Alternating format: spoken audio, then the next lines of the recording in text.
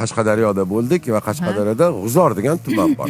Hammaga ma'lum, bu G'uzor juda mehmondo'st. Bu yerda Sho'rtan degan futbol jamoasi bor. Shuni katta bir vahimali stadioni bor. Shuni bir tarafida to'ldi, yana bir tadbirga qo'shdik. Xullas, rosa odam keldi. Konsert tugagandan keyin endi tushligiga to'g'ri kelib qoladi. G'uzordan shunday Shahrisabzga qarab yurganimizda endi yurtga maza qilaman deb O'zbekistonda tug'ilganimga shukur qilaman deb. Go'zal. Yo'l yuzida odam gavjum. O'rab olishgan.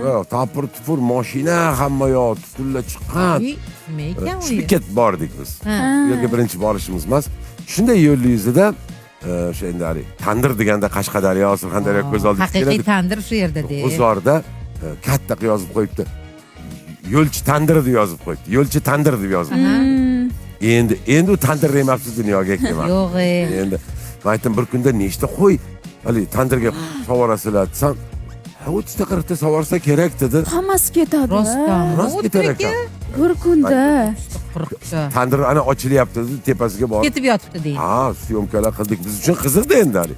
Tandirdagi go'shtlar otilgan. Hidlari ufurib turibdi deydi. Endi hidini gapirmang. Xullas, o'sha yerda yo'lchi degan yigit bir tadbirkor yigit bor. Yo'lchi o'zlari nomlariga degan. O'zga tergov degandayda. To'g'ri. Hamma o'ziga to'g'rilab oladi.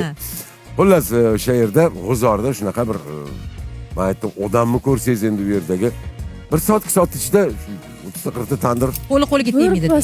Bir pasda. Xullas, zo'r joy, maza qildik. O'sha yerda tushlik qildinglar. Keyin o'tdik bu yerda xullas yurtimizda o'shanaqa har bir ham turistlar